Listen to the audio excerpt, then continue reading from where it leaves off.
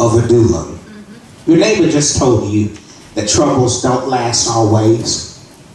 And the good news about life is that we can surround ourselves with people that will not make withdrawals from us emotionally or spiritually, but that we can surround ourselves with people that can make deposits into us so that we will not go through life feeling as if life is not worth living. In the year 2018, there have already been 3 pastors who have fallen into a state of depression. So much so that each of them had similar views of God. Knowing that God is almighty, knowing that God is omnipotent and omniscient. But this year alone, 3 pastors have already taken their lives. Pastors, ministers, strong men and strong women can easily fall into a state of depression. That's right. Easily look at life and feel that life is no longer worth living.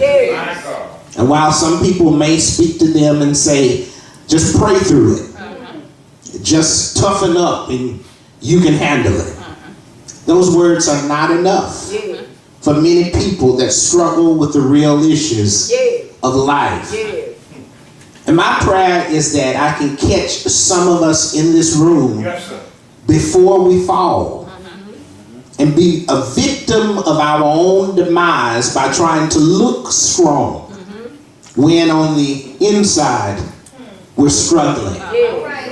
It's possible for the best of us and most of us to have a facade that I got it together.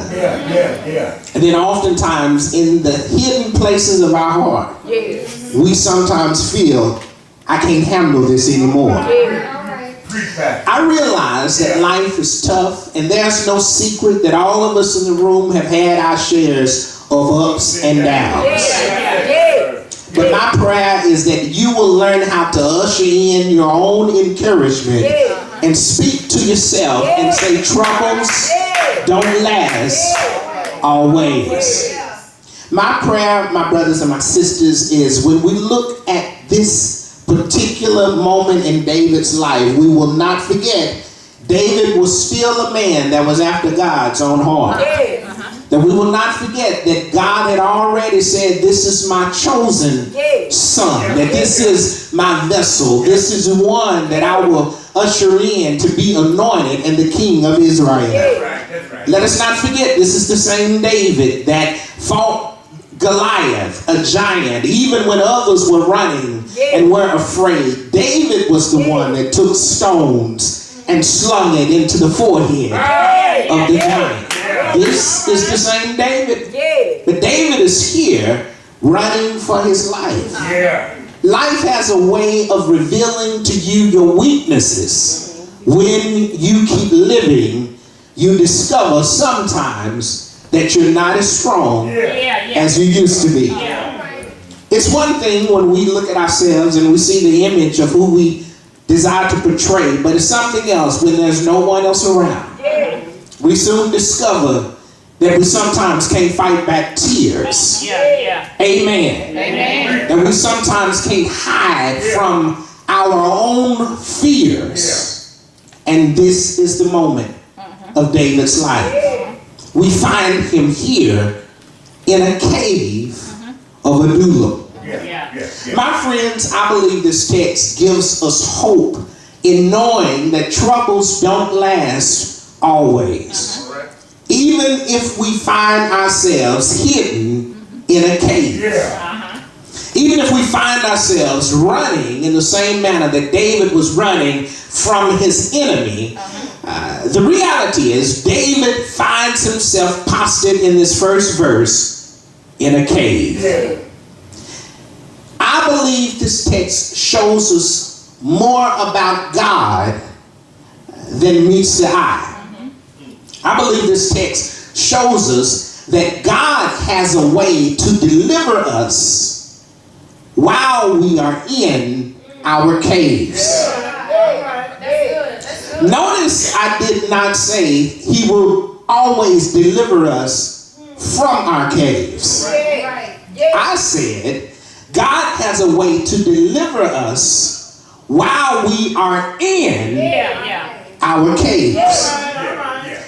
My brothers, my sisters, many of us, if we had our preferences in life, many of us would pray that God would never allow troubles to ever come.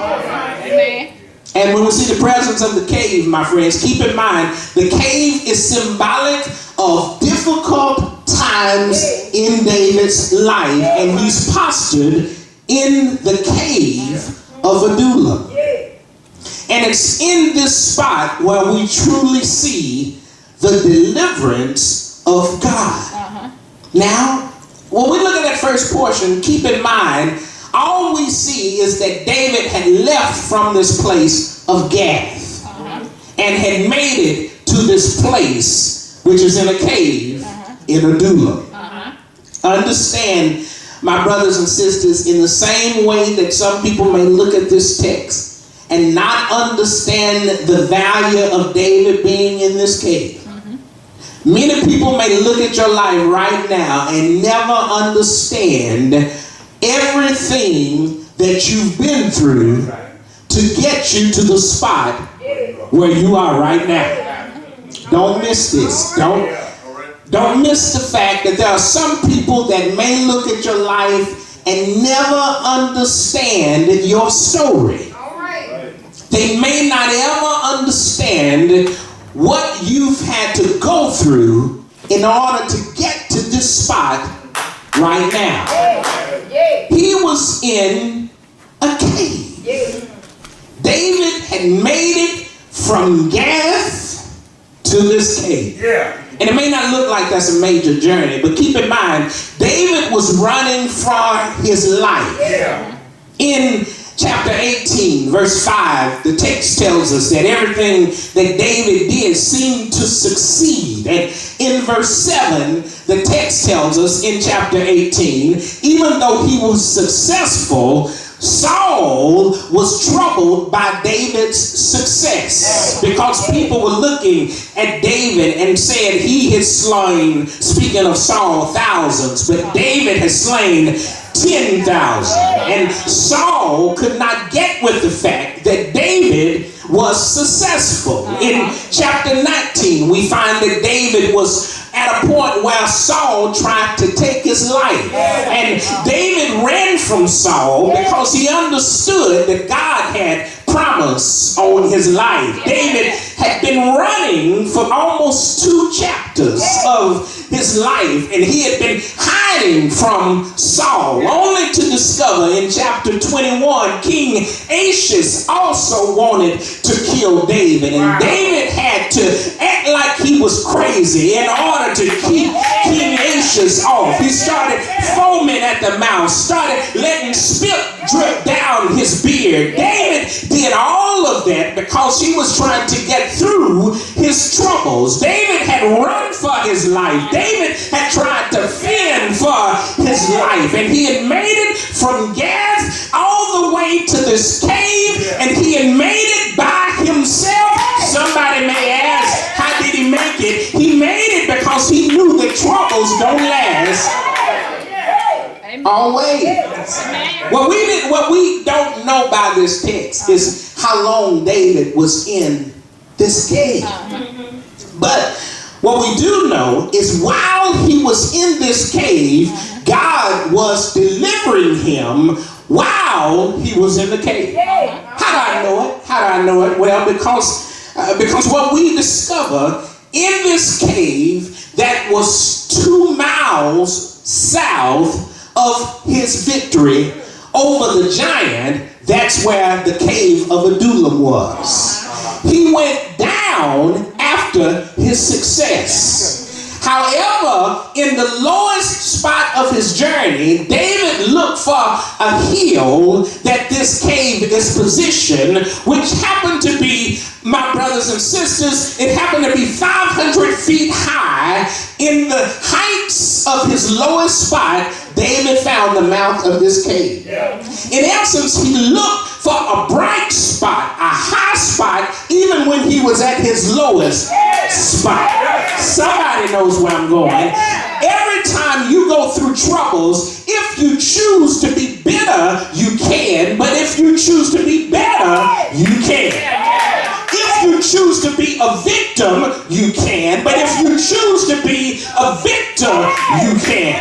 It's a mind shift. It's something that God can do while you're in your caves. David chose not to allow this cave to be his grave, my brothers and sisters. It was in this cave what David penned the 34th number of Psalms, the 57th number of Psalms, the 142nd number of Psalms. David, while he was in a cave, he turned his pity and his problems into praise. That's deliverance. Do I have help in here? You know that God can deliver you when you're in a hospital bed, and he can let you witness to nurses when they come in. When you're struggling with your finances, you can encourage somebody else. That takes deliverance from God. Is there anybody that knows that God can deliver you while you're in your cage? Maybe I'm just talking to a few of y'all that have learned how to fight back tears and tell